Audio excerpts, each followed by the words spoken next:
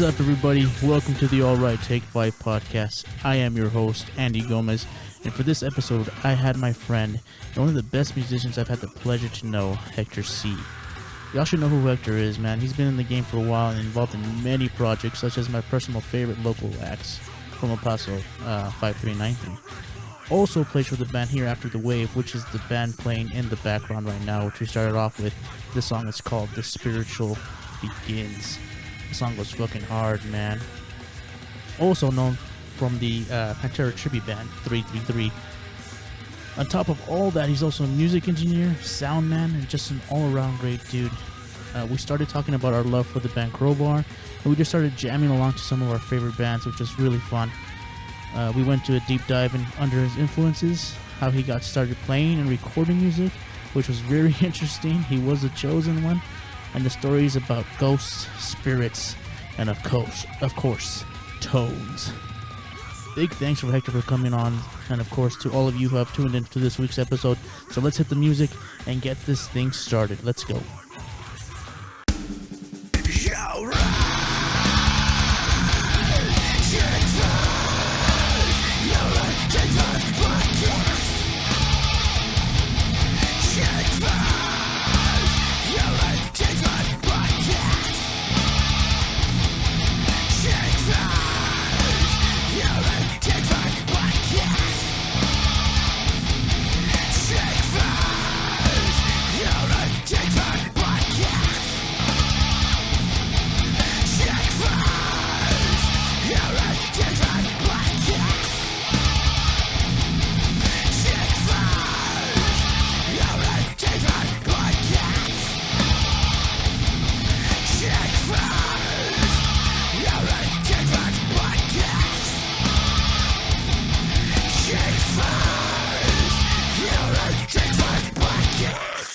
Yeah, dude, I was pissed because it was just like. Well, I was pissed because I thought I was gonna do sound for them. I was so fucking. Well, let me restart that. I was excited thinking I was gonna do sound for them, and then Kirk was like, "Well, Kirk's. I think it's his wife, but she's like the manager or some shit." Yeah, Robin. I think they co. I'm telling you, I'm such a nerd. I love Crowbar, dude. Like, I do too. So much. Like, I want to be Kirk Winstein when I grow up. Like, like, dude, he's one. We were talking about earlier. We were talking about like guitar idols. He was one of mine, dude. Like, when I heard Crowbar, I guess I've always had to think for guitarists who play rhythm and do vocals for some reason. Yeah. And when I saw Kirk do it, and he's so unique, you know, like his voice is crazy. Yeah. You know, it sounds like he's gargling marbles and speaking at the same time. But it's so cool, dude. Yeah. And it just matches his tone, too. Like, his guitar playing is just, you know it's Kirk. Yeah. He just plays one riff in that tone, and you're like, holy shit. Yeah. That's Kirk. So, yeah, I was so fucking upset that this whole fucking pandemic hit right when they were supposed to come here. I had my tickets, and I mean, I could be wrong, but I think it literally happened within weeks, days before the show. Yeah, something like that. And I was just like, dude, that sucked so much. Yeah, because I was gonna play that show. You were gonna play that show? I was gonna open. Oh shit! What were you gonna open with? What project were you doing? Hereafter. Hereafter? Yeah. Oh, that's fucking awesome. Yeah, dude. Yeah, dude, because you're a man of so many fucking projects. Like, sort of. Yeah, they've kind of dwindled a bit. Like Hereafter is on the shelf right now. It's on the shelf right now. Yeah, we don't have a drummer. Our friend Javier helps us. Oh yeah. Play shows now, but we don't have a practice space. We had to fucking get rid of it because they inflated the price. Same. And they didn't inflate the price. The guy just disappeared on me. He said he couldn't do it anymore. So I'm like, all right, dude, fuck it. Well, damn. Sucks. So we're trying to find a practice spot too, man. So you find one, you let me know. Yeah, dude, because we don't have one for Hereafter. We kind of don't have one for 3 either. Yeah, if anyone listening to this has a place we could rent out, just hit me up. Yeah, please. Like, inexpensive, and we're responsible musicians. Yeah, I think it's the stigma of people thinking that we're just gonna fuck shit up. But I think most people are very respectful. We know. Yeah, I think it's usually the younger bands that they end up coming across. Yeah, that do all that kind of shit. Because where we were at, they were actually shocked that we were still in the fucking place rehearsing. The guy even got all confrontational and shit. And we're like, what the fuck's up with this guy? And then he saw Davo and he was like, oh no, man, I don't want any problems. And I was like, he's fucking scared now. He thought we were gonna fuck because I guess Davo made a face or whatever, and he's already intimidating to begin with. Yo, shout out to Davo. I fucking love Davo so much. Yeah, dude. Fucking shout out to Davo. Yeah, because Davo's such a big fucking dude, man. Oh, dude, he'll break you with one of his fingers, bro. His hands are massive. Yeah, fucking he can crush a child's skull. It's fucking weird. Like, I mean, we've been friends for a long time, and playing guitar together and fucking going over shit, and then looking at the difference in our hands. It's like, it's God damn, it's like, that's Davo, dude. It's like, whoa, shit. It's crazy, dude. He's a fucking massive dude. Yeah. Yeah, shout out to Davo, man. He helped me out a lot. We were talking about the custom I was doing. He's the one that introduced me to Charlie. So shout out to Charlie too. There you go. I haven't met Charlie yet. I almost did. I was supposed to do some lead work for some dude, but ironically, I lost the dude's number and I can't find his fucking posting on Craigslist. So I'm like, because I went and bought a board from him that ended up not working with my iMac. Okay. And I was going to hit him up the following weekend.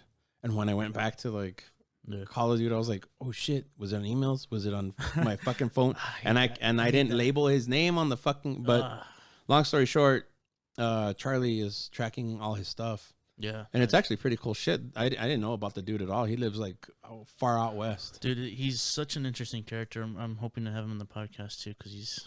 You should. I heard... He's like the Dos Equis guy. He's the most interesting man on there. Yeah. Well, I mean, it's interesting because I've got a buddy named Federico. And or Federico. And I think he brought up Charlie to me. Yeah, because I was going to open up some other fucking instrumental show. Yeah. And I had asked Fede if he was going to if he could do bass for me. And he's like, oh, I'm going to be out that time, but I can get you my friend Charlie. And I was like, oh, shit. Yeah. And then Charlie, because the guy that was coming, I forget the artist, but I remember the bass player was supposed to be Stu Ham. And this dude's like, oh, dude, he's buddies with Stu Ham. So I was like, well, fuck. I'm telling you, dude, it's crazy. Yeah. He said, yeah, he's coming down, but we just got to make the stars align. Yeah. And we should make it happen. But it's crazy, man. So I bring so many questions just after that. So let's talk about Hereafter, because it's such a cool group of people. You know? Because you guys are all killers. You guys always been in bands that I've looked up to growing up, as a kid, all of them. Because, especially with you, dude, like Five3Nine3 was one of my fucking favorite bands. It still is to this day, dude. Fuck. Like, me and Mox talk about it all the fucking time. Yeah, dude, Five3Nine3, you guys still release some of my favorite music of all time. Fuck, dude. Like that song, In Essence? Of Essence. Oh, dude, yeah. I fucking love that song so much. That was always our show finale song. It's such a killer song, dude. Yeah. It's such a killer song. It is. And yeah, I'm allowed to like my fucking music. Dude, is it okay, that's another thing. Is it weird to just talk about, like, I listen to my own shit all the time. No, you're allowed to, dude. I mean, I think you should, right? Well, I mean, if you're not a fan of your own, why would you create something that's shitty and fucking like it? Yeah. And go and show other people that it, if and I'm just speaking, I guess, I don't even know how to describe it, but why would you go out with terrible music, play it, and expect to get a good response if it's terrible?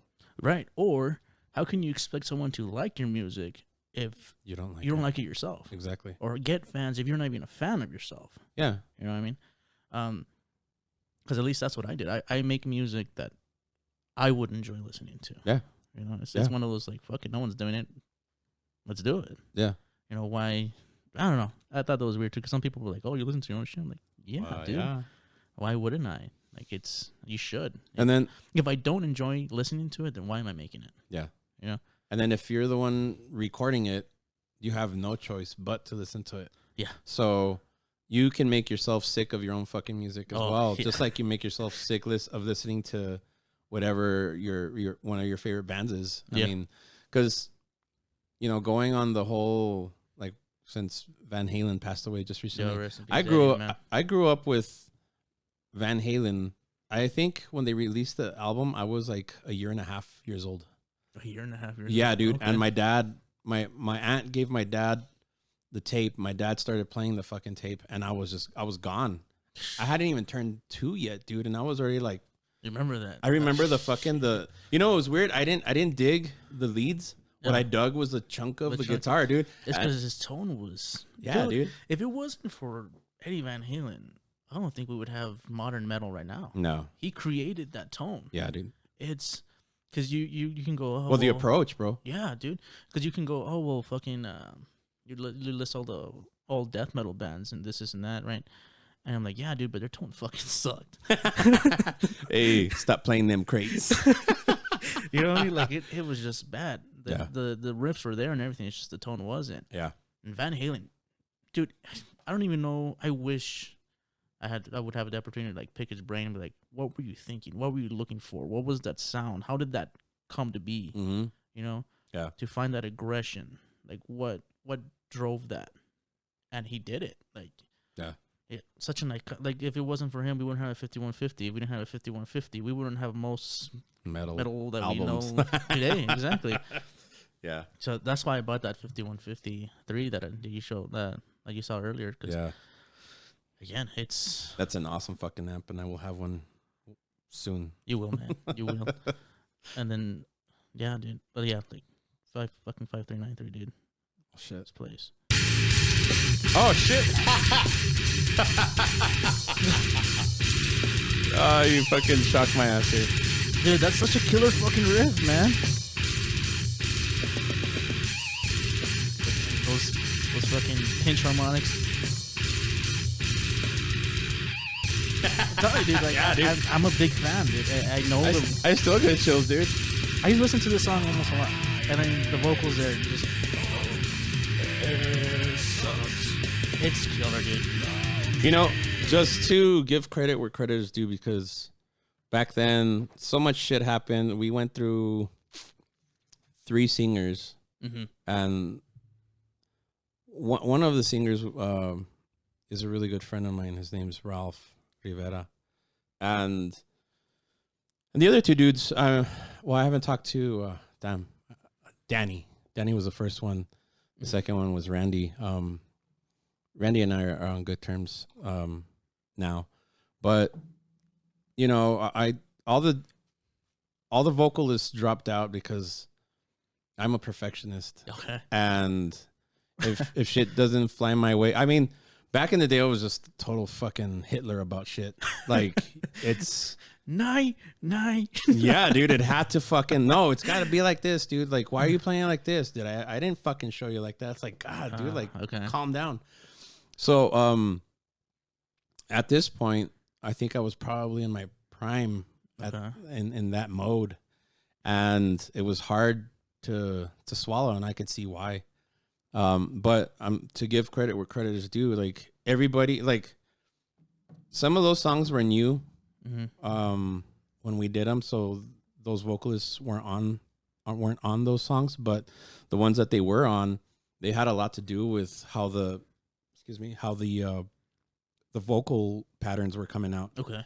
And I didn't give credit, but I'm giving it now because I want to be a decent human being about this shit. And those dudes helped with how I came about performing some of the vocal patterns and even some of the melodies. Of course I'm a different singer, and I approach shit differently than they did. I'm not too sure what their backgrounds were vocally, but mine are like 80s type shit and Devin Townsend, and then of course like brutal death metal. So it was like a big mixture, and I was just trying to like put it all together. Yeah, and make some fucking monster of a band, and we were getting there. You know? Because I remember seeing you guys a couple times, and it was always at Chicks. Fucking missed those days. Fucking Chicks was the shit. Fuck yeah, dude.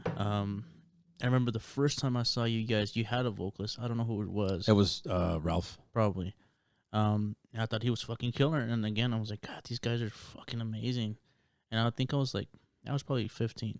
Oh, wait. 14, 15, something like that. And I'm like, oh shit, I want to do that. I want to fucking do that. I barely started playing guitar. Me and Max, I think, already started the band. Because we were just 15, 14-year-old kids just playing power chords and pretending to know what we're doing. And we're like, that's what we want to do. And we just looked up to you guys. We're like, holy shit, these guys are fucking amazing. Then the second time I saw you guys, you were doing vocals. Mm-hmm. And at that time, I was like, damn, these guys are fucking amazing guitars. The tone's there, the riffs are there, and then you start doing vocals. I'm like, he's doing the vocals too. And I downpicked. It just blew my mind, dude. I'm like, oh, he's doing everything. Yeah. This man's not a human. Like, it was fucking killer. Yeah. And that's when I'm like, I want to do that too. And Bunny too, man. Fucking Dave. Yeah, he gets down. Fucking insane basses as well. Yeah. So that's what was so cool about when I saw Hereafter the Wave, because I'm like, okay, you got you and Dave, 5 3 9 3. Then you got Davo, who's a guitarist for one of my other favorite local bands, fucking Hank of the Destruction Moves. Shit, dude. I fucking love that band so much too. So I'm like, you have all these guys together in one band. I'm like, how? Yeah. And it just works too. And it's so cool to watch all you guys play together, because it's again, it's just coming from a fan from all you guys' projects back in the day. Like, that's a super group to me. You know what I mean? I'm like, holy shit, all these guys are together in the same band. They're all fucking killing it. Yeah. The tones, your tone, I've told you this many times already. Like, just how we were talking about Kirk and you could tell his tone. Yeah. I can hear you play a note and I know it's you. That's funny, because I would get that all the fucking time. Dude. I know it's you, especially when you start doing leads. Yeah. I'm like, oh yeah, that's Hector. It's crazy, dude. That is crazy. It's something I've always tried to find, but I'm still searching for it. And the same thing with Davo. Like, he starts playing a lead, I'm like, oh, that's Davo. Yeah. It's crazy. You know, I know when Davo was playing, because fucking his vibrato is wild. Yes. And for the longest time, it's those massive hands. Yeah, and I have my own type of vibrato, obviously, but when we brought Hereafter the Wave back from its death, I made sure that I emulated his vibrato, and it got to the point where like we would hear recordings, like rehearsal recordings, and you would hear us fucking around, and you can almost you couldn't almost tell the difference of who was playing. And I was like, shit. I go, my fucking vibrato is getting better. You know, because, I mean, he has a sick-ass fucking vibrato. Motherfucker can bend notes at the first string, dude. I mean, at the top string on the first fret, you know? He's got fucking Sasquatch hands, yeah, dude. Like, fucking sausages. It's those massive hands. Like, dude. So that's why I was super excited for Hereafter the Wave, because, again, it's all my favorite musicians from all my favorite bands all together. And it's just awesome. So hopefully you guys... I mean, I know right now it's fucking complicated. Everything's going weird. There's no shows going on. There's nowhere to practice. And yeah, we'll see what the future holds. Hopefully you guys can get all this thing together. Yeah. And it's funny how you mentioned your vocals, because, again, your vocals are very unique too, especially with 5 3 9 3. And then I saw you do a cover when you mentioned Devin Townsend with my homie Kevin. Oh, yeah. That turned out fucking killer, dude. Thanks, dude. That was fucking insane. I remember he posted it. He's like, oh, we're looking for a vocalist to do, to copy Kevin Townsend. I'm like, okay, well, that's fucking impossible. It is, dude. So I'm like, good luck finding somebody. Yeah. And then not too long later, he posted a video. And I'm watching it. I'm like, what the fuck is singing? And I'm literally fucking like this close to the fucking. I watched it on my phone first. I'm like, who the fuck is singing? And I'm like, okay, I gotta put it on the TV screen. I'm like, that's not Hector. There's no fucking way. It's him. Yeah. And I'm like, that's him. Yeah. It's crazy. Like, it's really good. Well, thanks. It was difficult, but I can sing to some of his other stuff, the more vocal melodic stuff. Okay. But to do like the fucking pitch screams and all that shit was fucking... That's why he's so crazy. Yeah, dude. And literally when we were tracking the fucking song, because I told Javi when I saw the post, I was like, dude, I'll try it. He's like, really? I was like, yeah, dude, I'll try it. He's like, all right, cool. I thought you would say so. I'm like, motherfucker. Javi's my buddy that's helping with Hereafter the Wave on drums. Okay. He was actually the original drummer. Oh, he was? And he used to be the drummer of Random Illusion. I don't know if you ever saw them. No. Dude, progressive fucking metal, dude, to the top, like top notch fucking band. Yeah. They were like Juarez, El Paso based. Ooh, nice. That's when you know it's fucking good. Oh, dude. They're coming from Juarez. Oh, yeah. You know it's fucking killer. Yeah, they don't fuck around. They don't fuck around. Yeah. Dude. So yeah, we're and it's fucked up because when I recorded the vocals, I was in the goddamn and it's like kind of like a garage kind of thing. Mm-hmm. So there was like little air and it was just terrible. But I was literally having to think about like the phonation of my mouth, my throat, if I was gonna open it or close it or whatever the fuck when I was doing that kind of shit. And when you sing, like your pitches from low to high would be like open throat to like closed throat, like a narrow opening, right? So, and that's just with normal singing. So with like screaming and shit, I was just like, all right, so I need to do like some fucking weird shit. And I would just kind of picture it and then I'd do it. And I was like, there it is, dude. Okay, I got it. Track it now. I was like, okay, I got it. Let's do it. Yeah. So that shit was a challenge, but it was cool to watch. I'm satisfied with it. Yeah. Dude, it was killer. Like, I mean, like, holy shit, you touched it. Like, it was... Yeah. It was there. It wasn't one of those where you listen to, you're like, oh... Yeah, I didn't want it to be that shit. Know? As a matter of fact, I told him, I was like, dude, if this ends up sucking, I'm not going to fucking try to do it again. Yeah, because, I mean, Devin Townsend, he's a god amongst men, dude. Like, yeah, dude. And everything he does. Mm-hmm. You know, guitarist, vocal-wise, is incredible. Dude, that guy doesn't even have to think about playing and talking and singing. He just does it. I think that's how you have to do it though, because like I started doing vocals for Armados. Like I started doing it from the beginning. Because again, like I said, I've always grown up idolizing the guitars that do that. You know, like I said, fucking James Hetfield, Dave Mustaine. You know, Tom Araya. He's not a guitarist, but still. Yeah. So I always wanted to do that. Fucking Nurgle from Behemoth. So I'm like, fuck it, I'll try it. And then when I was playing March of Doom, I would do the background vocals too, you know. But I always wanted to be a front man. There's something about being a front man. You know what I mean? Yeah. It's because you know you're the center of attention. And I always wanted to do that. And I'm like, fuck it, I'll start a side band. Let's be the vocalist. It never happened, right? And then the whole Doom thing happened, and wind up leaving that. And I wasn't too sure if I was ever gonna really play again. And I can't stop. It's impossible. Like it's like not breathing. It's in your DNA, dude. It's weird. You can't fucking cut it out. Once you do it, you can't stop. Yeah. You know? Yeah. So again, I started writing, and I'm like, you know what? I want to do something different. And I was already starting to write differently, because Doom was just a party band. It was just like, let's go out and have a good fucking time. Yeah. There was really no direction. Yeah. It was just like, yeah, fuck it. Let's see where it goes. There's never no direction. There was never no goal in mind. So it was just, fuck it. Let's see what comes up. And then I started going, you know what? I want to stick to, not limit myself sticking to one thing, but I want to do something different. I want to do something more melodic, a lot darker, a little bit more technical. And all the March of Doom stuff was all standard E. Just because when I started playing guitar, I was so dumb. I didn't know you can tune differently. I didn't figure that out until like much later on. Yeah. And I'm like, okay, well, let's do different tuning. That way it doesn't sound the same. I don't play thrash anymore and just all this other shit. So that's when I went to a 7-string. Oh, yeah. And I did, I was playing drop A and all this other stuff. And then me and Mox have always been playing together. So, of course, he was my drummer. And I started doing vocals just to see what it would sound like. Yeah.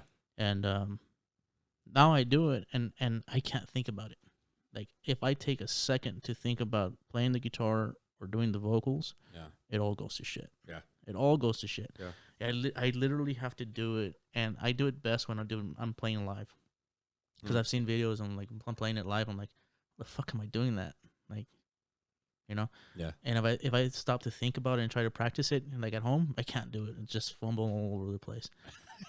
But if I just not even think about it, then it just happens. Yeah. You know? I don't know if you had to do the same thing with like when you were playing with 5-3-9-3, or were you like...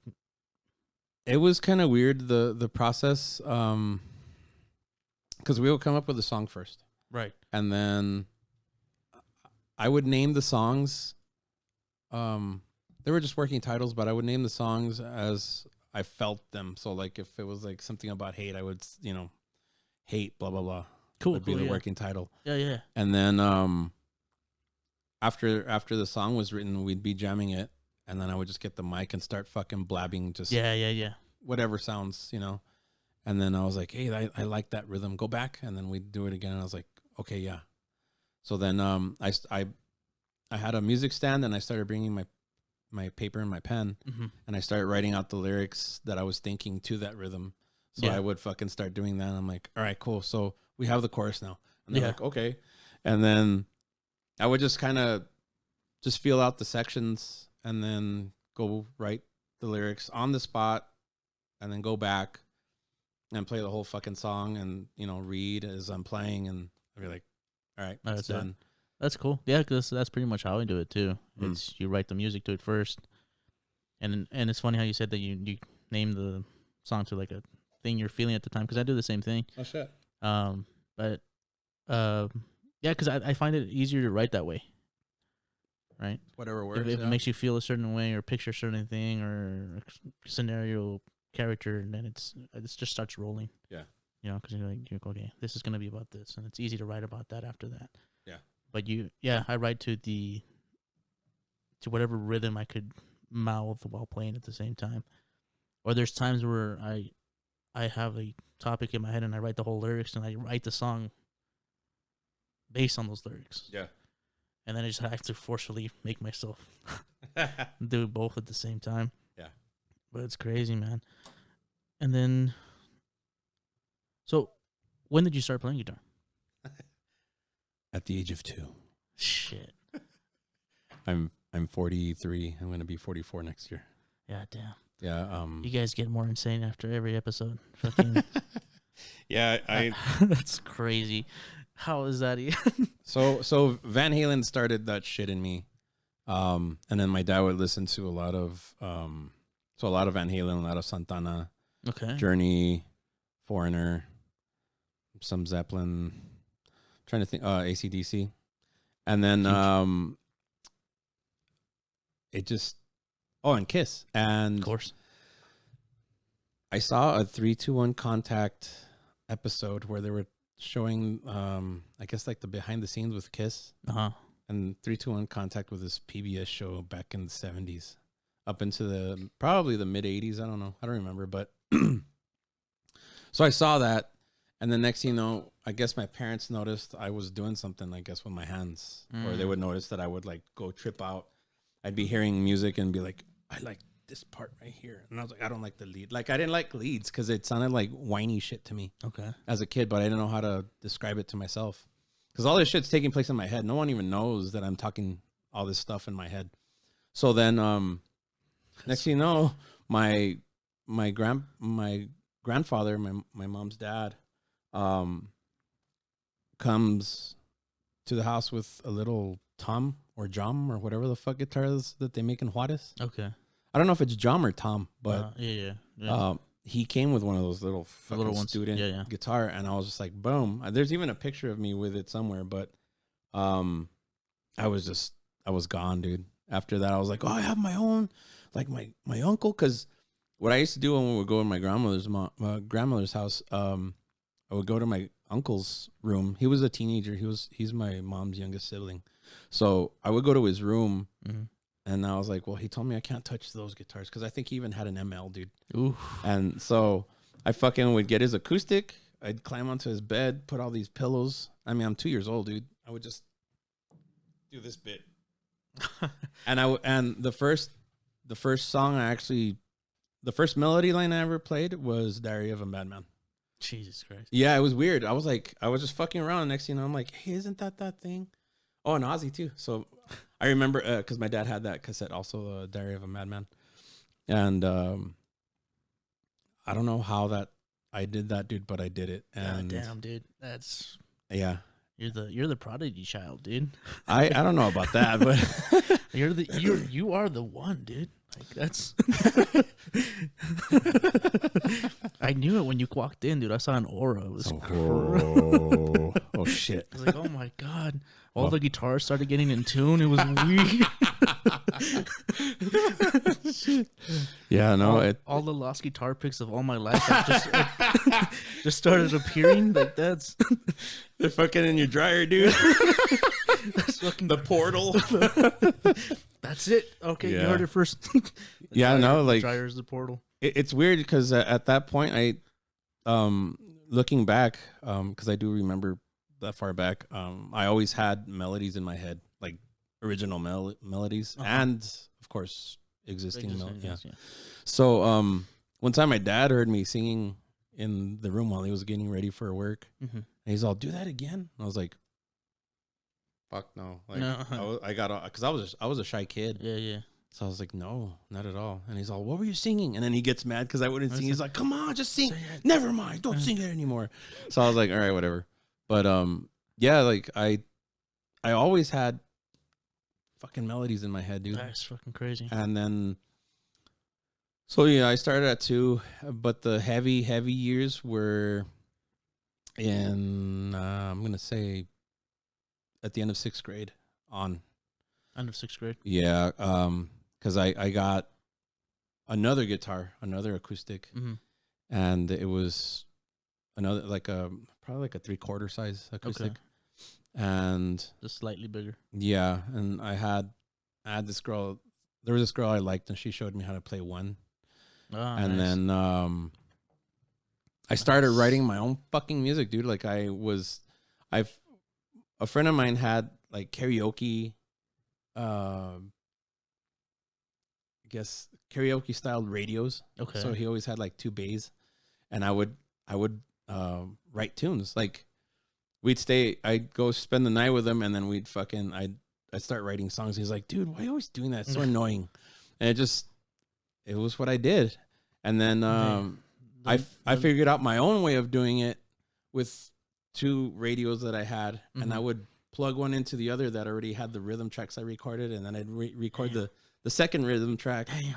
And then I'd just do the solo on that track and make sure that I played the rhythms correctly. Holy shit. From the man. other. Yeah, dude, I was already doing like primitive shit, but it was working That's for me. fucking crazy. That's And genius, actually. And then check this out. So like, wow. In high school, one of my buddies heard the tape and he's like, "Dude, lend me that tape." And I was like, "Why?" He's like, "I thought it was kind of cool." So dude's not even. We were in band together, so I think the dude played like trumpet or some shit. I forget. But I lent him the tape, and dude, it took me like half a year to get that fucker back. I was like, "Dude, where's my tape, dude?" He's all, "It's because I can't stop listening to that shit. Like, I can't believe you wrote that." And I was like, "It's just shit that I had." He's like, "No, it's cool. I just can't stop listening to it." So then my buddy who had introduced me to the karaoke bit, he was like, "I heard that you have some stuff recorded." He's like, let me see what you got. I was like, "Well, let me get it back from Freddie." So I finally got it back from him, and I showed him the stuff, and he was like, "Wow, dude, like, how'd you do that? You don't even have a recorder like that." And I explained the process, and he was like, "You're weird." That's crazy, dude. So then one time I was hanging out with this fucker again, my friend Sean. That's the dude I would have sleepovers with. He and his mom were going to church, and since we weren't of like the same faith at that time, they wouldn't take me. So they were cool with me staying at the house. And I literally, while they were gone, I recorded an entire song. He came back and he heard the song and he was like, "How'd you get that sound?" And I was like, "I don't know. I just got your amp, mic'd it." I mic'd his fucking amp. Jesus Christ. And, I didn't know where to mic. I just mic'd it. Put it wherever. And he listened and he was like, "Why are you always doing that?" Oh, because I was trying to learn how to do arpeggios. Yeah. And I would do this little cheesy arpeggio, and they would always either be the intro lick or the lick to exit the solo section. He's all, "You're so annoying. You're always doing that stupid lick." And I'm like, "Well, I like it." He's like, "Dude," as a matter of fact, he's the reason why I never tapped. Because I used to actually tap pretty well. But he's like, "Dude, everybody's tapping." And yeah, like everybody was fucking tapping. So I was just like, he's all, "You just you have to like not follow everybody, dude. Like, don't tap. He's like, if I ever hear you tap, like, we're done. I was like, asshole. So I didn't tap, and I stopped tapping. Like, I was really bad at that shit, dude. Yeah. I'm only getting better now, but it wasn't part of my arsenal at all. Really? Yeah. That's funny you mentioned that because I'm trying to think about it. I'm like, yeah, I don't think I've really seen that. No, it's I don't do it, and it's just, and even now, like with all the players, like, tell me what fucking video you haven't seen where they don't tap. Yeah, and they always tap. It's like tap. it's almost like you can tell when they're gonna do it. Yeah, even when it's just like sweep, you always have to end it with Yep. I don't do it just because I'm not good at it. Oh no, It was never. It's not a conscious decision. It was just like, hey, I'm not good at it. Yeah, no, this dude was always fucking bugging me. So I was like, well, I'm gonna learn arpeggios or whatever they're called. He's like, yeah, whatever, dude. Yeah. So I didn't learn arpeggios till my 20s, like my mid 20s, because shit, I'm barely trying to get those things down, man. Because I never really.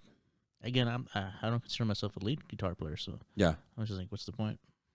Yeah, it never hurts. But exactly, that's my thing now. That's my way of thinking now. It's like, yo, why not? Yeah, just learn how to do it. Fuck it, dude. When I was a kid, I couldn't stand the blues, but I didn't realize that I was listening to the blues when I was listening to like Ray Vaughan. Oh yeah, and BB King. I love the blues. Is one of the things that really called to me. That is the reason why I wanted to learn how to play leadish guitars. Because I said I grew up on punk rock and thrash and all this other stuff. Yeah. And like thrash lead guitar was just like, it would never call to me. It was just like, yeah, it's not for me. Like it was just, and it's like, cause it's not that great either. It's just playing licks as fast as you fucking can. Yeah. And a shit ton of a wah pedal. Right?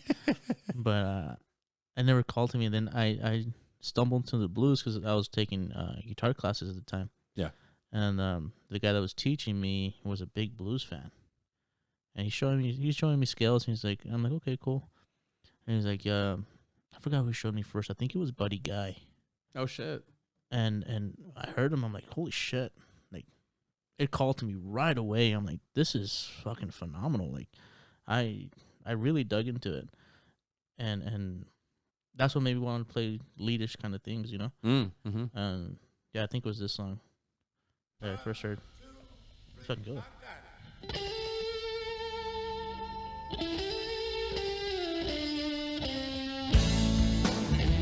Yeah, I think because it has so much groove. Yeah. That it really called to me. I'm like, okay. And I've always been a fan of really emotional music. Like if the I'm getting fucking chills right now. See that shit? That's crazy. If you can make me feel like that, it's over. Yeah. And it was something that I didn't think was inaccessible. You know what I mean? Like it's not crazy shredding. But it's, you know what I mean? Fucking range. Yeah, he's fucking incredible, dude. And he's so much fun to watch. Yeah. Because I've seen him I wish I've seen him live, but I just watched videos of him play. And you can just see everything. He plays everything with a purpose. Yeah. You know? So I'm a big fan of the blues, dude. Well, I wasn't, and that was weird. I think I misunderstood something. I was just saying that I didn't like the blues, but then pretty much I got into a contest before I started working at Guitar Center. Uh-huh. It was the King of the Blues. Nice. And I became a finalist. Damn. And then well, I didn't win, but people actually dug what I was doing, and it made me feel pretty good about myself, because at that point I was like, I'm not a blues player. Mm. But I've kind of learned some stuff to kind of emote that. Yeah. And just over time, I've been able to talk the language. Yeah. I'm not the best at it, but I can do it. No, it's funny how you said the language, because that's exactly what it is. Yeah, it's learning a new language. Yeah. Because you can be fluent in metal or anything else, you know. But you might not know how to say a fucking word in blues. Yeah. Or country or Yeah. alternative or progressive. And that's something that I've been trying to do now is at least learn how to say hello. Yeah. In all of these different genres, you know, because it's so interesting. Because I think, at least I'm guilty of it. When I was younger, we always, at least I did, we get stuck in this elitist kind of mentality of like, oh, if it's not heavy, then it's not for me, bro. Yeah, you know. So we get stuck to just that one language, and it's like those fucking people that go speak American. Yeah, you know? I'm like, no, dude, it's much cooler to speak different languages, you know. Because I was just thinking this yesterday, because I was at work and I always have to translate because a lot of people don't know how to speak Spanish. Yeah. So, and I'm talking to this person and I'm translating and everything, and in my head I'm thinking in English. The words are coming out in Spanish. Yeah. And the whole time I'm like, how am I doing this? Yeah. Like it's crazy. Mm-hmm. You know, or like my girl, she does sign language. Oh shit. Same thing. Yeah. I just watch him like, how is this even a thing? You know, if you just stop and think about it, you're like, how is this even possible? Yeah. And you do it. And the same thing with the genres. Just like, I'm pretty fluent in metal, right? But I want to be able to hold my ground with whoever you come across with, you know. Yeah. And it's so much fun to be jamming with people that play different things, because you learn something from them every time. Yeah. You know, there's certain little licks, there's certain little tones. Even the tones itself is a different language. Mm-hmm. You know, it's a skill in its own. Yeah. You know, like if you tell me to give me a country tone, I'm like, oh shit, I don't know. Yeah. You know, because you're like, for me, I had to learn how to play or shred in a clean tone, because I was used to the crutches of distortion. Mm-hmm. You know, it's so much easier to do anything sounds great with enough distortion. Yeah. And when you don't have that and you're trying to do runs, it's like, oh, what the fuck? So then you have to think back to the times when you just had an acoustic and were doing the same thing, Right. how it felt, and go back to that mentality. At least for me, that's what I did. Of course, if you have a brittle clean tone, it's kind of like, it's not going to happen. It's not gonna exactly. Yeah. You still have to have a decent clean tone to do all that kind of stuff. Yeah. And it's something I've been trying to do too. Because again, I was stuck with the whole fucking distortion at 10. Yeah. You know, and everything else. And that's how I think everyone started. Fucking distortion at 10, mids at 0. Oh, dude. I remember that shit. But it sounds so good when you're a kid. It's like, oh shit, and then check this out. And I was like, oh fuck yeah, man. 10, -10, and 10. Fuck yeah, that's heavy. That's fucking heavy, man. Cough drop. I'm all right, thanks. Alrighty. But I mean, because I and there's still bands that do it to this day. Mm-hmm. Yeah. Like one of the bands that I idolized too, and this is what got me into death metal, was Obituary. Mm-hmm. They still have a shit guitar tone. Yeah, dude. But Blame Paris. they're so good. Oh, you just had to do fucking. I had to. Just fucking drums. That's all it is too. Just double bass. Yeah.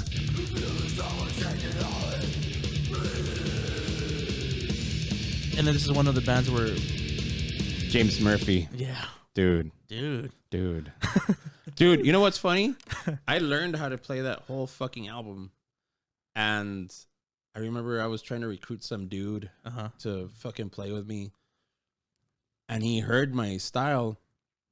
And he was like, you sound like Dimebag, James Murphy, some Van Halen. But that's what I hear. Oh, and maybe Steve Vai. And I was like, what the fuck? And I was like, that's what? an interesting combination. I was like, let me show you something. So I was like, it's a very interesting combination. I fucking played Cause of Death, a solo for Cause of Death. And he was just like, dude, what the fuck? You actually learned that shit? I was like, dude, James Murphy's sick. He's fucking incredible. Yeah, dude. And it was just that front pickup. Yeah. That fucking front pickup lead tone, dude. And it's just it's just nasty, dude. Yeah. Like, I'm getting chills again. It's just, Yeah. it's just, I fucking love Obituary so much, dude. Actually, I only listened to that album, dude. Really? I'll be honest. Yeah, no, well, Cause of Death is really all you need to listen to. Because Slowly Rot's good. I like almost everything they have. Even the new album they released is pretty good. Look at that.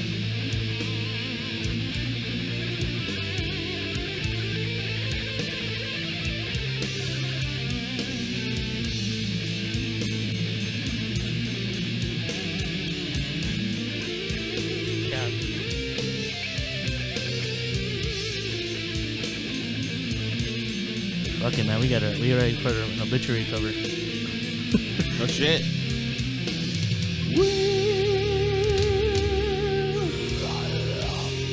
And then John Tardy's fucking vocals back in the day were like one of the sickest fucking vocals ever, dude. Yeah, dude. I think he sounded so different. You know what I mean? Yeah. Because everyone was trying to do. Everyone either sounded like thrash vocals, Yeah. right, or Cookie Monster vocals. Yeah, fucking Chris Barnes. Cookie. Yeah. And he just sounds like he's dying. Like He and Chuck, dude, had some really fucking crazy vocals for that time. Cause hell yeah.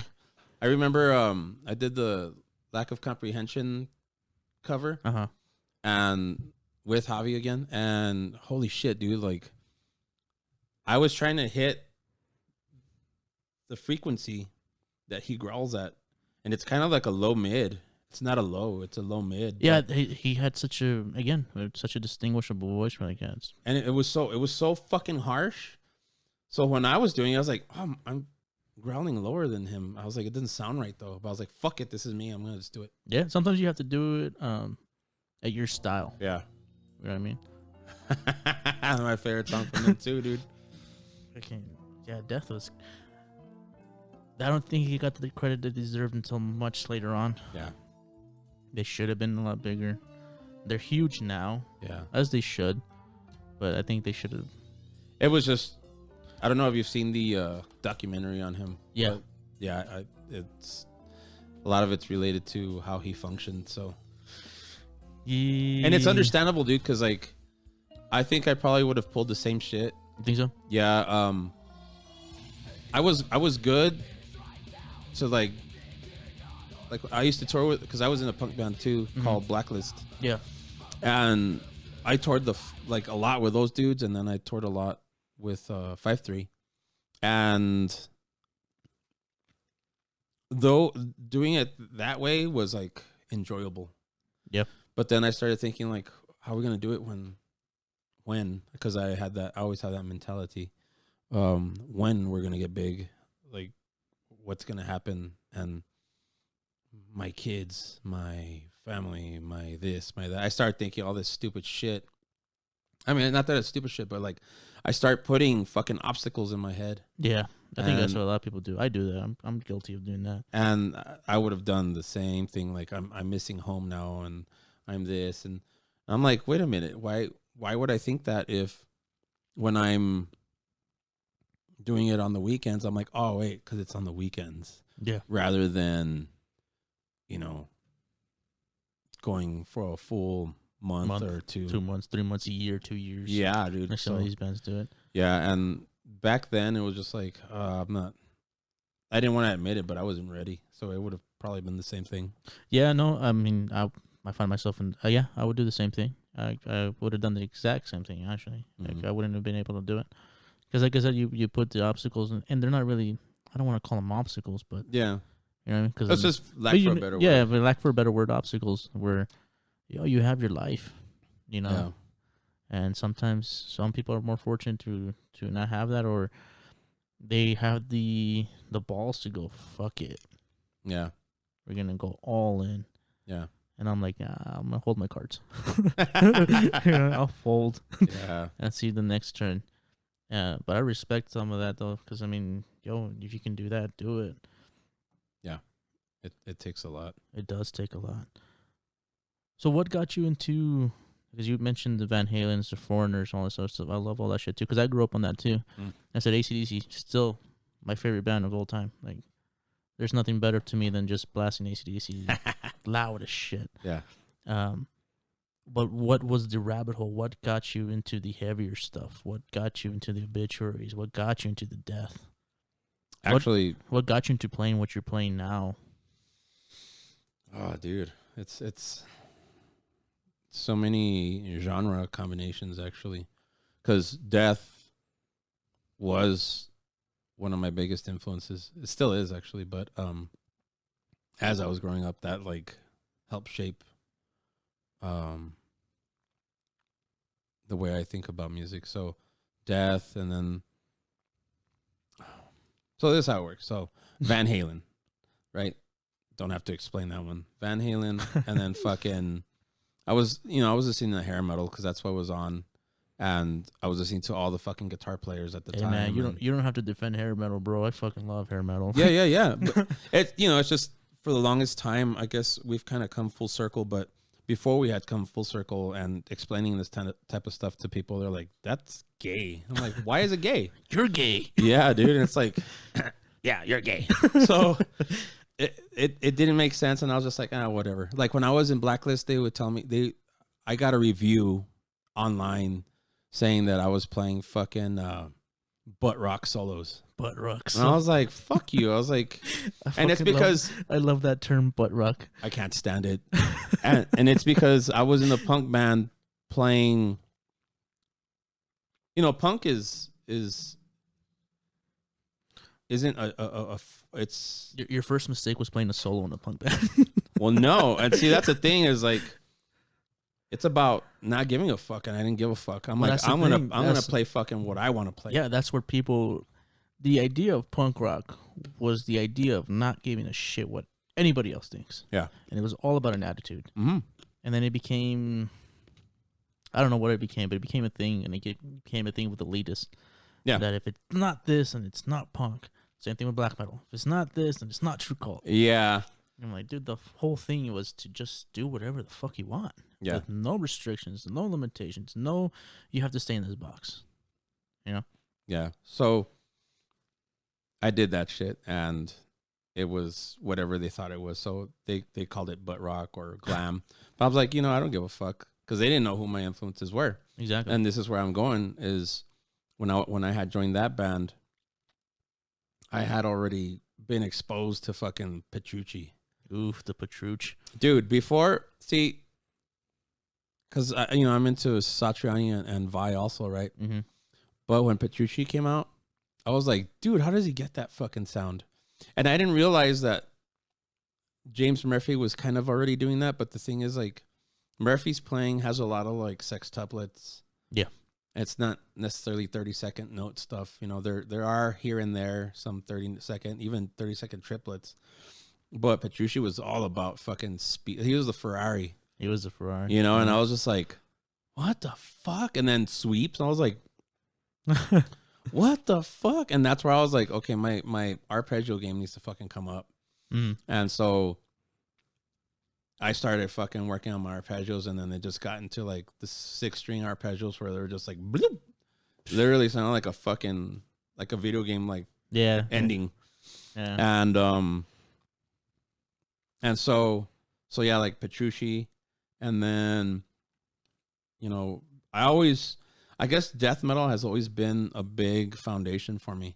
Okay. Like once I realized how crazy that fucking music was, and how awesome it was, and what it did to me inside, I was just like, whatever I do always has to have that essence in it. Yeah, there is an essence to it. Yeah. Now you nailed it right in the fucking head. There is an essence to it. Yeah. It's, I don't know.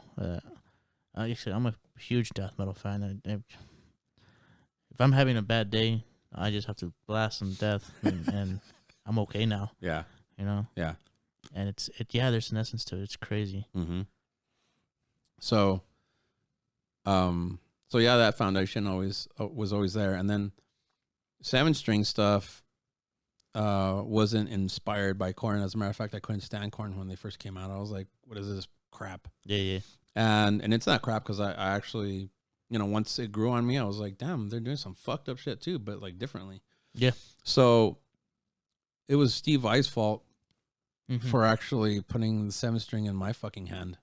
And I remember I was probably one of the only dudes in town playing a 7-string, because I would always get the, I think how many strings is on that shit? I think so, dude. And it would trip me out. I'm like, it's a 7-string. What the fuck? Yeah. And it was just, to me, I guess I took it for granted, and I shouldn't have. But yeah, like it was like, well, it's 7 strings. I like 7 strings. I don't play 6s anymore. As a matter of fact, you know what this dumbass did? This dumbass right here. He sold all his 6 strings. Oh shit. I sold them all, dude, and then went and bought 7s. And I had like 3 7s, and that was just a dumb move. Yeah. But you know, it happens, man. because I had an original, or one of the last made RG 570s in black pearl. Ooh. And then I had an EX 370 in black that had the full 24 fret. Yeah, neck. yeah. And those fucking guitars, dude, were so awesome, and I regret fucking selling them. But anyway, whatever. But yeah, like Vi did that shit, and I was like, dude, what is that low growl? Yeah. And then I read an article, and I was like, he put a 7th string on a 6th string? How do you do that? Yeah. And I was like, I need to do that too. Because Steve Vai's a god, dude. Yeah, dude. And I couldn't figure it out for the life of me. But I was like, whatever. One day I'll have one. And I finally owned one, and it was an A7 from Schecter, and that thing was fucking awesome. And that was before I did 5-3. But I had a band back then called No Longer Human. Okay. And we were tuned to like A standard on the 7. Okay. I was playing a fucking 70 on the low A. And that thing was just too tight. It's too tight. Yeah. I mean, I played with it, but I didn't want that bow at all. I wanted it to just be like a bah. I kind of did the same thing when I started playing 7. So I'm like, because I was just so used to the tightness of the string. Yeah. So I did the same thing, but it's just, I don't know. There's something about that flub. I can't stand it. But now I don't give a fuck, because like on my 8, I'm using I think it's a 65 on the low E. Really? Yeah, dude. It's just I don't practice, and when I do, I don't practice enough. And my calluses, I have them still, but they're real soft.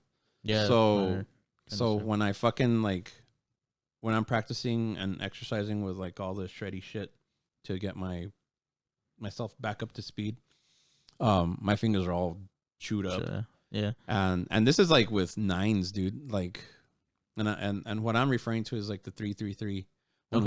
When I would rehearse and actually just practice in my room, getting all the leads back down, and dude, it was just terrible. Like, I was like, I shouldn't be getting this. I'm playing on 9s that are in 425 instead of 440, and that's really loose. That is true. And it's still chewing up my fingers. I was like, that's just a sign of somebody that doesn't practice. Yeah, that too. But those are thin strings too, man. They'll fuck you up too. Yeah. And well, see, on the 8, I was using 10s. Yeah. So I had the low 74.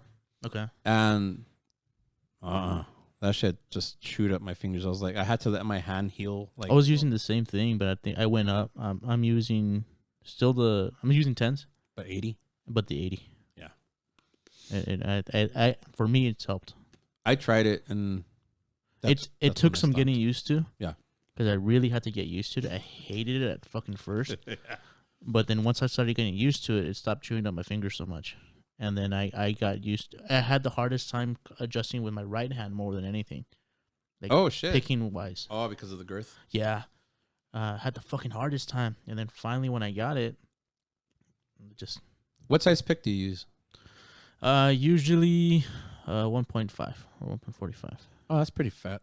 I don't like going any lower than that. Yeah, the stiff picks are awesome. Yeah, and then sometimes it all depends on what I'm doing. Yeah, you know, because there's differences in tone with the gauges of picks. You know. Yeah. And the material, the size, the everything. Because I've been on the search for the perfect pick lately. Did you? Let me see if I have one. Did you ever see Davo's dick pick? Yeah. Did you ever buy one? No, I'm planning to. I need to hit him up and get one from him. Yeah, because that's all I use, dude. Yeah. Yeah, that's all I use is dick pics and. Yeah, you do. Yeah, I use do. Davo's dick pics to play guitar nowadays. Let's see, which one was it? Pretty brutal. No. There you go. Yeah, no. Because I think those are either 2.0 or 2.5? Yeah, I like 2.0s because I was playing with 2.0s for the longest time. Yeah. It's just that most of them, the shape I don't like because they're mostly the regular sized picks, right? Yeah. And I'm used to the like jumbo jazz picks. I see. Yeah. So I don't know, the shape of it just doesn't appeal to me. But I like the gauge size because you get so much volume. Yeah. When you play. Oh yeah. It's crazy. You don't have to. You just have to let your wrist fucking do what it's gonna do. Because I'm so used to really just hanging tight and just digging in. Yeah. And of course your forearms fucking are killing you at the end of the day. But when I tried a 2 and a 2.5, I'm like, yo, this is easy. Yeah. Like I'm not really even trying. Yeah, no. It's crazy. It's amazing, dude. It's insane. And that's something I didn't learn until much later on. Where like, yo, your strings make a difference. What kind of strings you're using, the material, the picks you use make a fucking difference, you know? And that's something you don't really think about. Or at least I didn't think about when I first started playing. It took me years in my 20s to go, oh shit, these things make a fucking difference. Yeah. You know, before it was just like whatever fucking pick I could find. Whatever strings are the cheapest. And now it's like, no, I need to have these certain type of strings. I only like using these kind of picks. Because then it just doesn't feel right, doesn't sound right. It just sounds weird. You know, I had come across the perfect pick for me a long time ago. When I was working for this company called Rhino Amps. Okay, yeah. And dude, I've been trying to find a fucking Rhino. No, don't. No, just leave it alone. Don't do it. They sounded cool, dude, but there's too many problems. Too many, yeah, with the electronics and shit. So, and the schematics.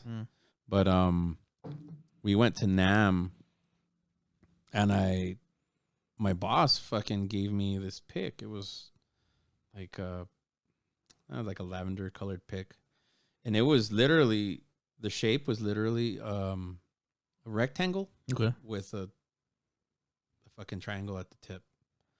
And I was like, "What the fuck is that?" He's like, "Try it." So that's weird. I started fucking playing, dude, and I was like, "What?" Dude, that thing was the easiest thing to use to play down picking fucking shit, alternate, and of course shred. Damn. And dude, it was awesome. So I get back from NAMM, I call Dunlop, and they're like, "We don't make that pick." I was like, "But I have it in my hands. Like, you've made it." "Well, we don't make it." I was like, "Could I order it from you, custom shop? You know, I want that pick so bad." And they're like, "No." Damn, dude, you are the one. You had the pick of destiny, bro. Dude, they were being fucking difficult, and I was like, why would you not want my money? I want this fucking pick. I'm over here trying to get a custom for it. Yeah, dude. And then luckily he had another one. When I told him, I was like, "Dude, I've already worn this pick out." And he's like, "Here's another one. It's the last one. You can have it." And I was like, "Shit." Damn. And then they email me and they're like, "Well, you can order the Tortex." I always use Tortex. Yeah. And they're like, "You can order the Tortex." And I was just like, "Nah, I don't want it." And, you know, fast forward to these times, and I'm like, dude, like, you could so make that fucking pick again. Yeah. And I guarantee you it probably, well, I don't know. Maybe now I would probably feel different about it. But since they didn't have it, I went to the stubbies. Okay, yeah. And I was using the little stubbies, dude. Yeah. And I think it was like the 1.0. And those are cool for the longest time, but I had to stop using them because they deformed my fucking fingernail.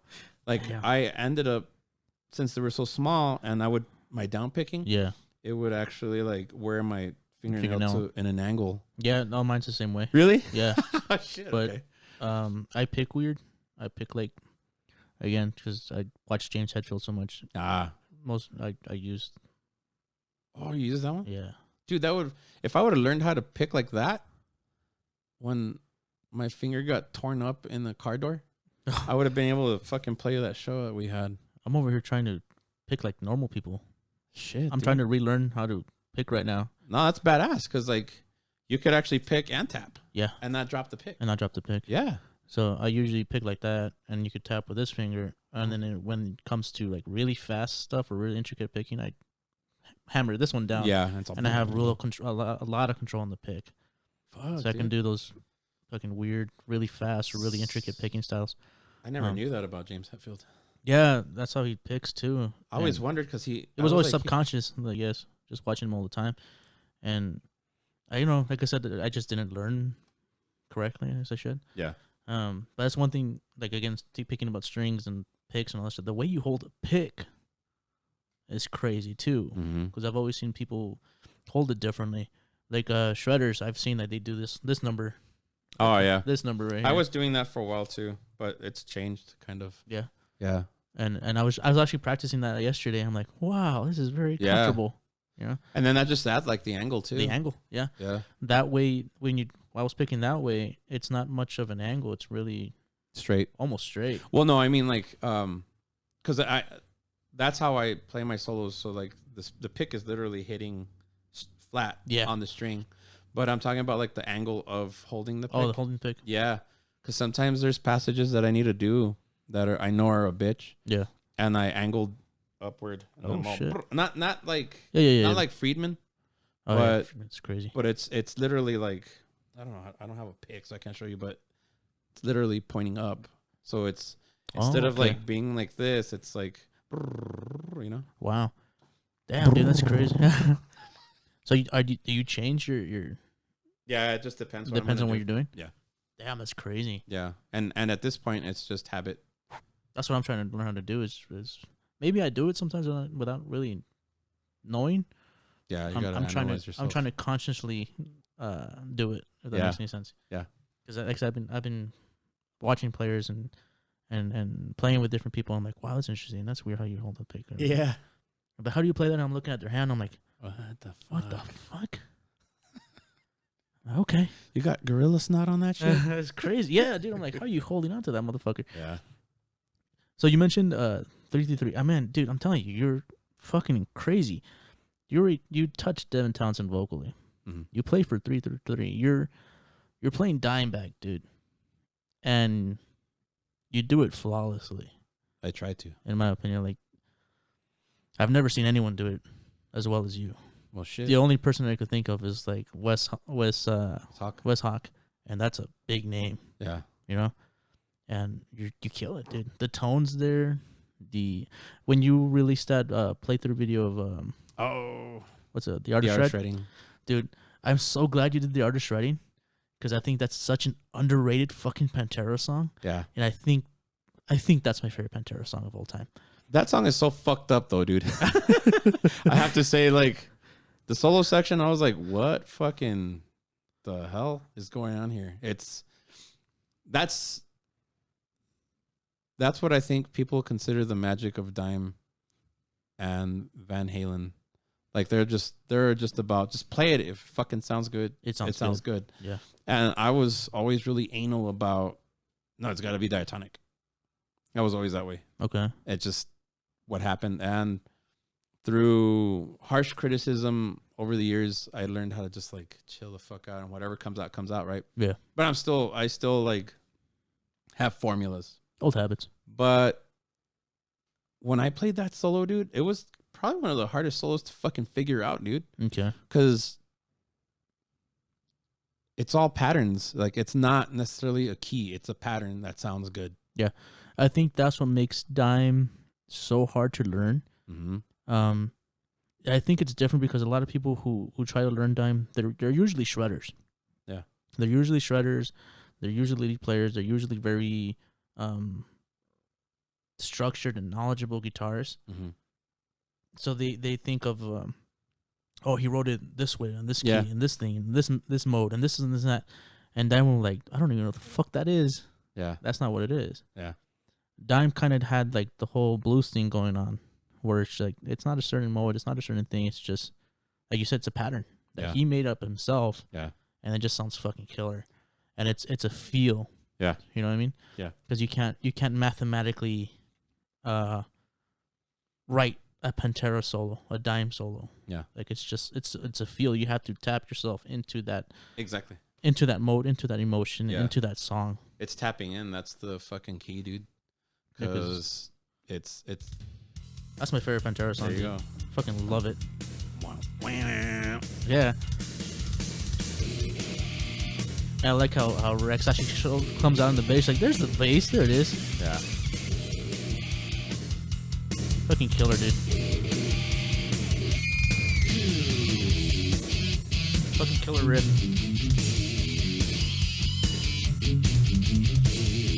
Yeah, I fucking love this song so much, dude. And here comes the fucking groove.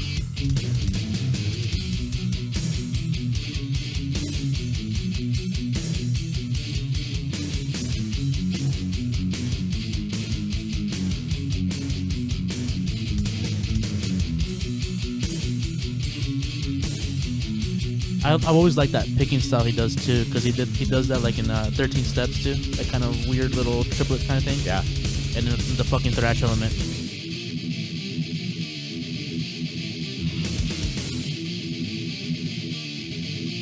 And that's fucking fast. Yeah. That's fucking fast. Yeah. Like, I remember I learned how to play this song, I learned how to play this song, and just the rhythms, of course. And the first album was one of my favorite albums because, again, it's more thrash oriented. Yeah. You know, and you listen to it and you go, oh, that's pretty cool. But when you try to play it, I'm like, this thing is stupid fast. Yeah, dude. Like, it took me forever to be like, how the fuck are you playing this at this fucking speed right now? And then I'm like, okay, cool. And I finally figured it out. I'm like, but it's very fast. Yeah, dude. It's crazy. But yeah, it's one of my fucking favorite Pantera songs. Yeah, it was something else. I actually didn't like the song too much. Really?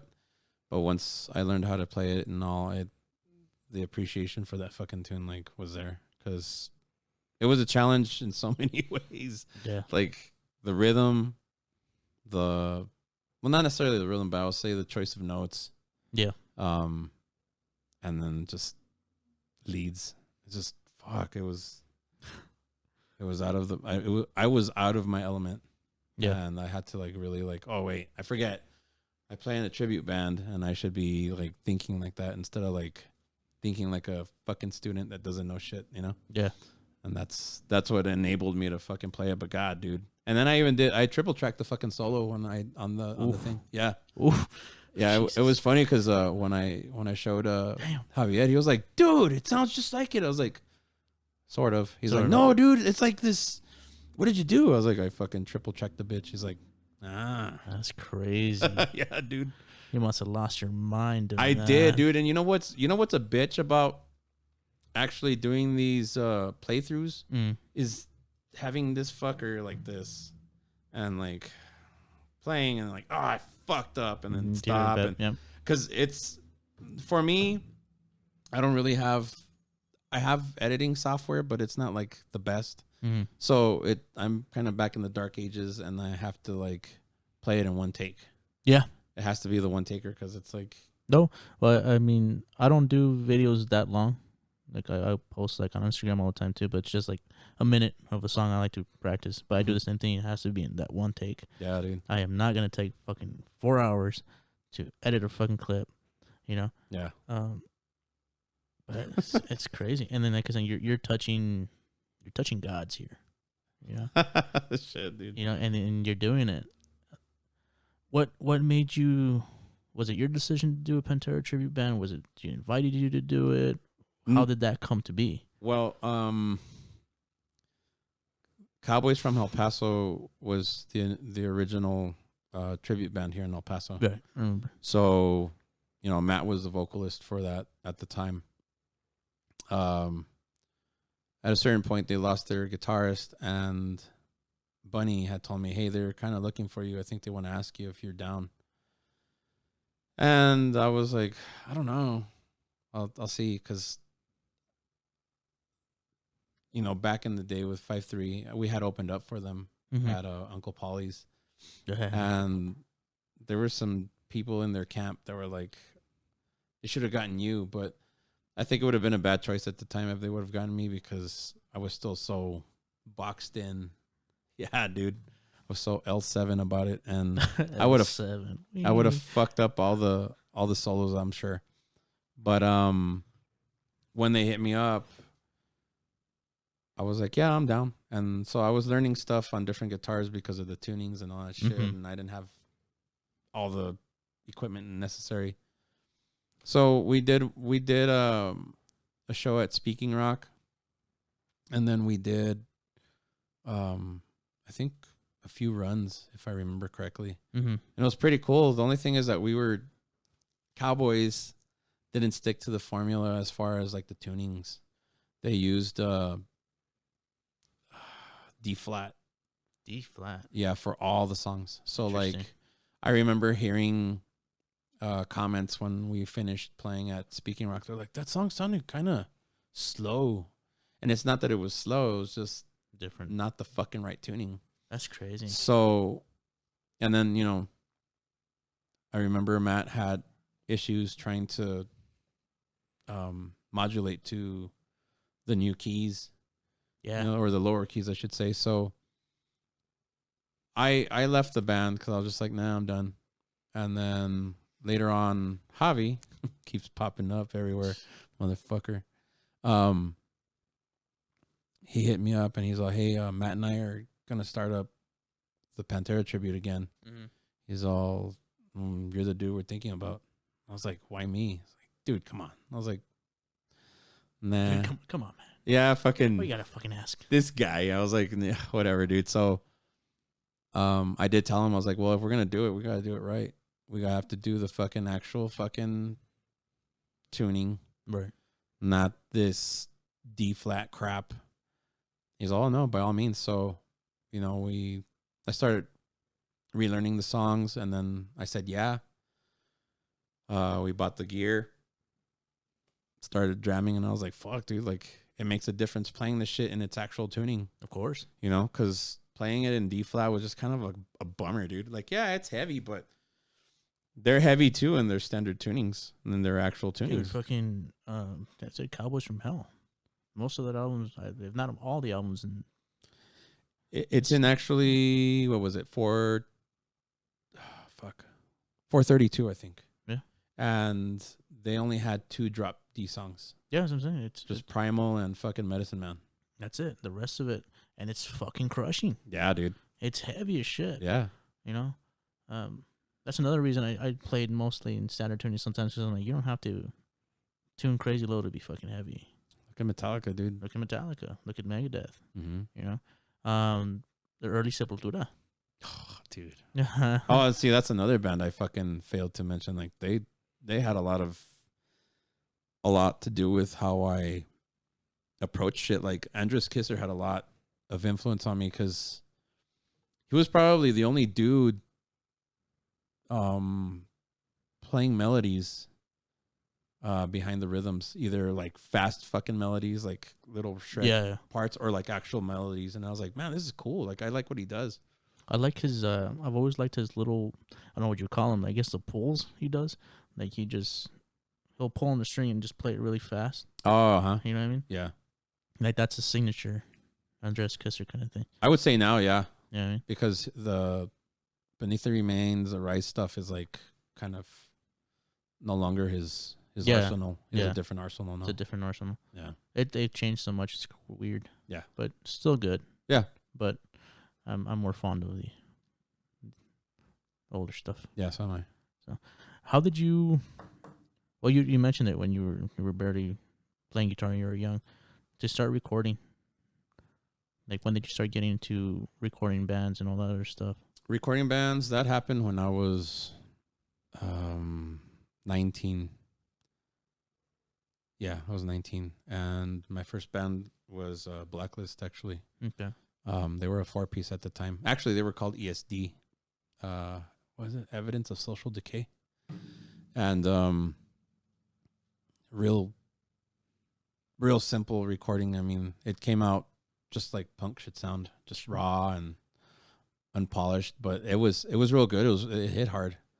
And it was a big endeavor to take on. What I wanted to do was just buy equipment for me to record, because I was going around asking people to see how much they charged, and they fucking charged too much, dude. And then I would listen to what they were putting out. I was like, this sounds like shit.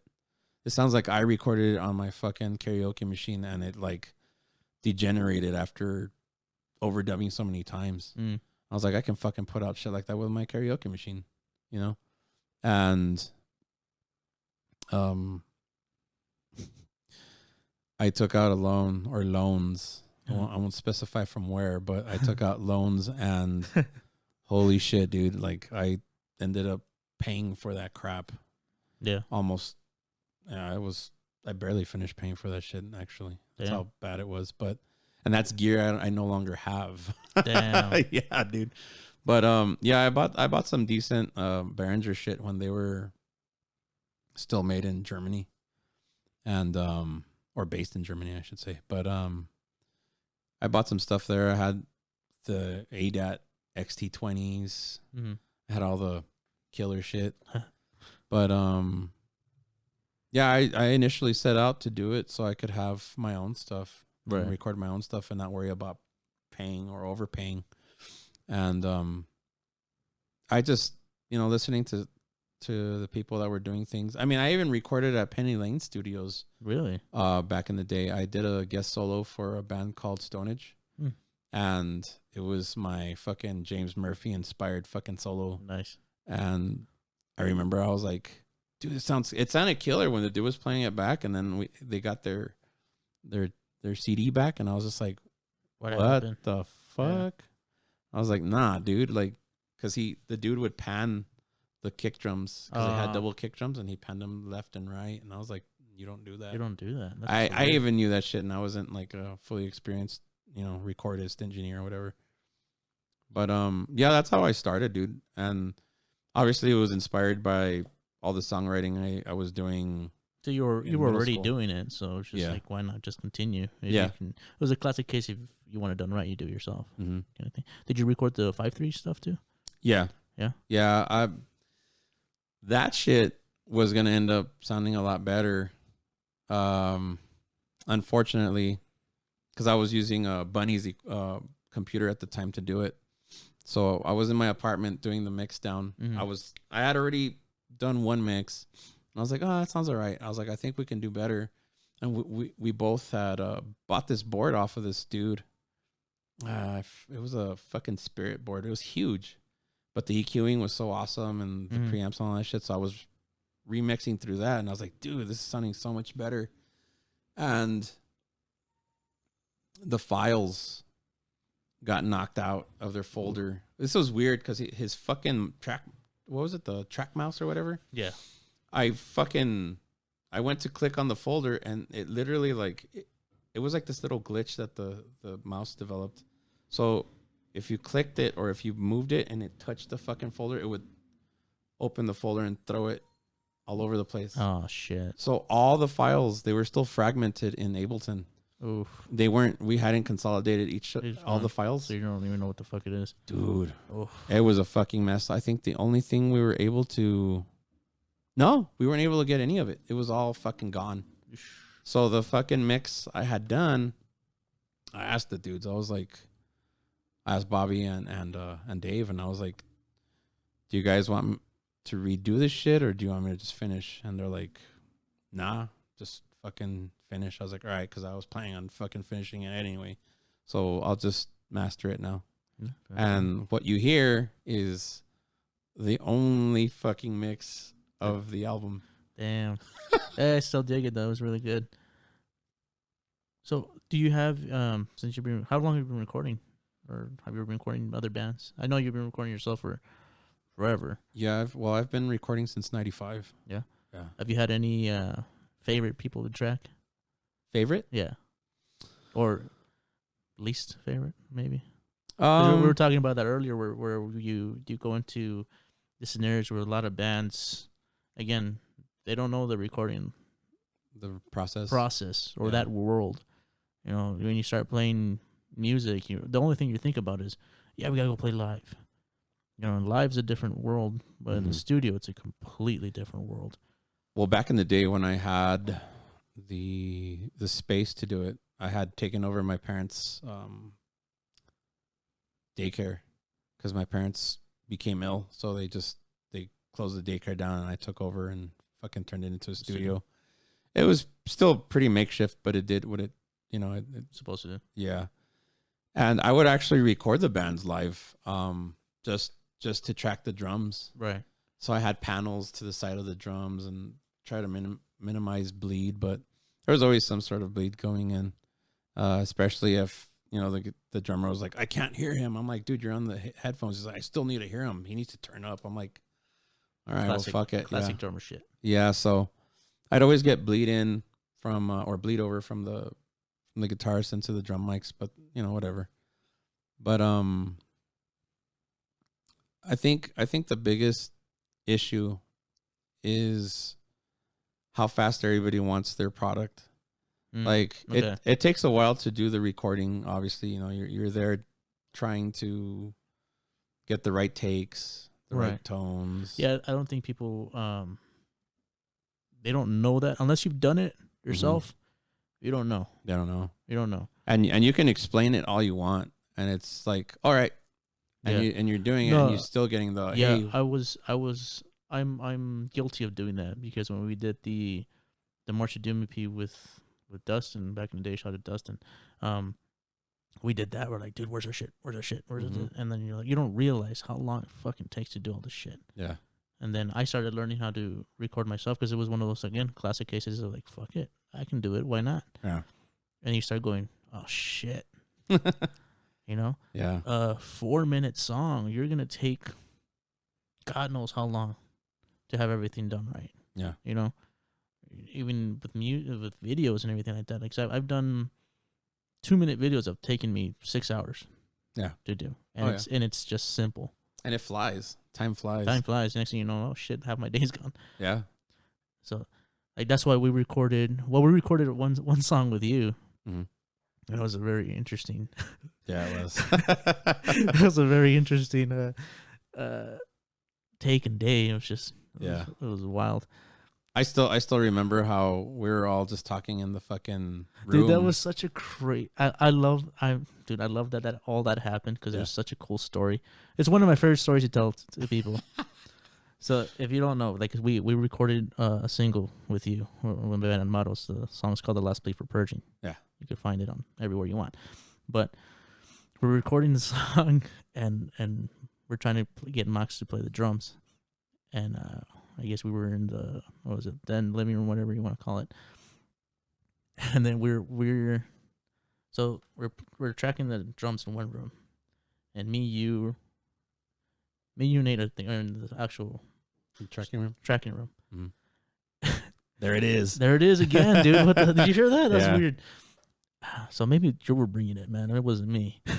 Nah. So we're just there in the studio, and we hear this. It's like something grabbed the mic, like yeah.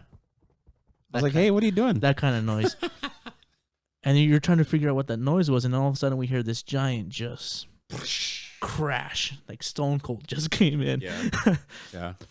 And I remember you just ran, you booked it. You're like, "Oh fuck!" And I'm like, "Ah shit, what did he break now?" Yeah, because Max is notorious for just. Oh, that's right. Fucking shit up. Because I told you when we were setting up. And I'm seeing all the picture frames and everything there. I'm like, yo, man, you want to take these down? Because this guy's very loud. He's notorious for just fucking shit up. Yeah, yeah. You're like, oh, that's cool. So I thought maybe just a picture frame, something fell and broke. Mm-hmm. But it was like this candle holder thing. Yeah. Right? And it was the glass. And it was like something like this, right? Yeah. Some metal frame that's holding the... It was like 5 or 6 of candles. Them. Like short candles. All the glass with the candles are broken. Yeah. The stand itself, still standing upright. Yeah. It wasn't knocked over. No. It was still in the same area. Yeah. We had one mic stand that was for the overhead mics fall over, but it hit the wall. Yeah. It never hit the ground. I know. It never touched the candles. It never touched the candles. Yeah. But for some fucking weird reason, all the candles are off the stand. Yeah. Shattered all over the floor, like 3 feet away. Yeah. The candle holder thing, the stand, it's still there. Mm-hmm. It's not tipped over. Like I said, the overhead mic is leaning on the wall.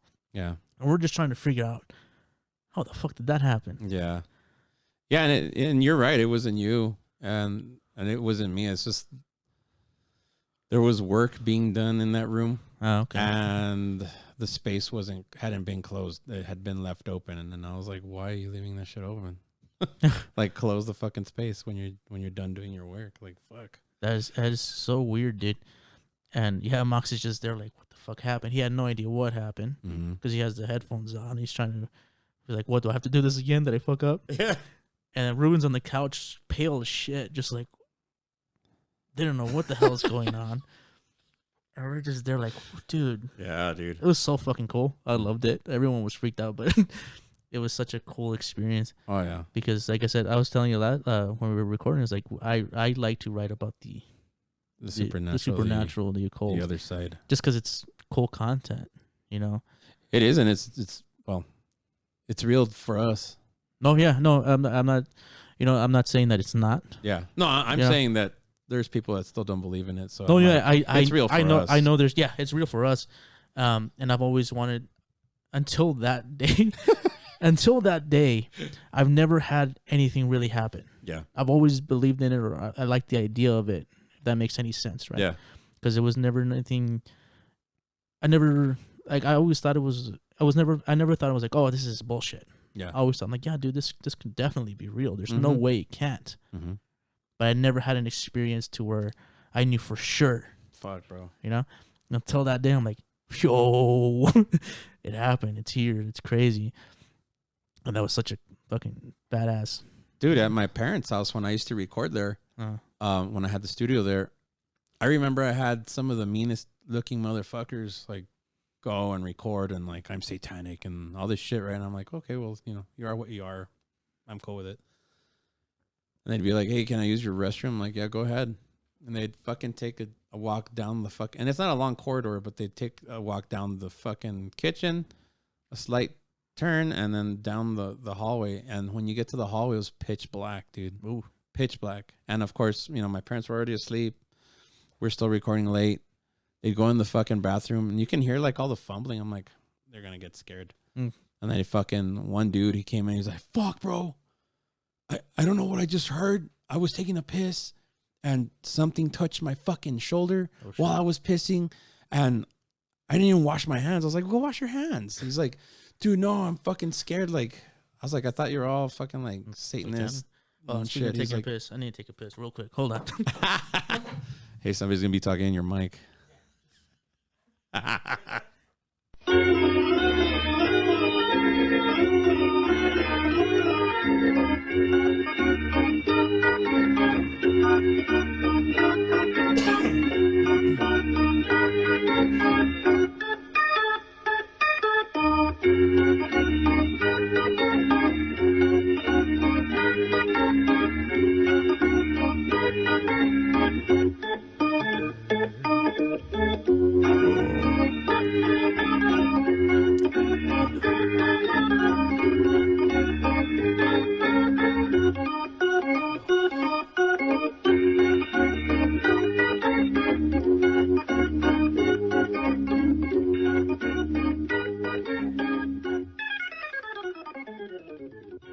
My bad. No, that's cool, dude. No, and fucking these dudes would be scared as hell. And I was just like, well, the house is active. And they're like, how? I'm like, I don't know. It just is. It just is. And they thought I was like a practitioner or something. I was like, no, dude, I don't delve in that shit. I go, I've heard so much shit, seen so much shit. Up to that point, I had seen like fucking, I think 2 ghosts. Really? But up to this point now, I've seen plenty. Yeah. So it's like, it's because you're the one, dude. I'm the one. Yeah, like that. I like reading about it and all this stuff. But I'm not gonna jump in the water because I know there's too much shit that can happen. Yeah. There's consequences to opening doors. Yeah, true. You know what I mean? Yeah. All right, man. So we're gonna have to do a part 2 because I actually wrote notes this time. Fuck, bro. Which I didn't even go. It's because I talk too much, dude. No, Sorry. dude, that's what I need. It's fucking awesome. Like, again, there's so much left to talk about. Thank you so much for coming on. Thank you, bro. You're one of the guests I always wanted to have. Oh shit. Because again, dude, looked up to you growing up. Still do. I'm like, as a musician, like, holy shit, That's this crazy, guy's dude. the guy. And I've seen you do so many different projects, so many different things. So I'm like, Thanks for coming in, man. Anything you want to plug? Anything you want people to know? Shit. Just Devo's Dick Pics. He should be coming up with some sort of website for that in the near future. Yeah, I'm planning to have Devo on, so cool. And I'm just saying because the dude fucking hooks me up with pics, and I do this for him. Of course, I record bands. Hit me up on Instagram, I guess, because my Facebook is very private. It's very, not too many people know about it. What else do I do? We've got the Stepping Out podcast that I do as well. Yeah, well, see, I had that written down. I didn't even. Oh shit! Well, I didn't even mention it, so we're gonna have to talk about it next time too. Yeah. That's pretty much all I could think of, man. Is I record bands. I do guest work also. If you need any instrument, really, I'm not just closed. I'm not just open to doing guitar. I'll do bass, drums, vocals, whatever. So I might have you one of our tracks then, man. Well, fuck yeah. I'm here at your disposal, dog. Hell yeah, dude. All right, thanks so much, bro. Thank you, man. If you made it this far and listened to the whole episode, thank you so much. I love you all. Huge thanks to Hector for coming on this podcast. I love you, man. Thank you so much. Make sure you follow him on Instagram at _Hector_C_333. Again, that's THEHECtor_C_333 to see everything he's been up to, including all his projects. And if you want to hit him up for any recording work. Thanks to my boy and executive producer, Ruben, my girl Lotto, for helping me with the graphics for the episode. And of course, please follow myself on Instagram and YouTube over at Mindless Studios. And follow my bands at Maros, that's ARMAROS. And my band Convict, spelled CNBCT. And stay tuned for a new episode next week of the All Right Take 5 podcast. And I'll leave you with one of my favorite tracks that Hector has written. This is the band Five3Nine3 with the song of Essence.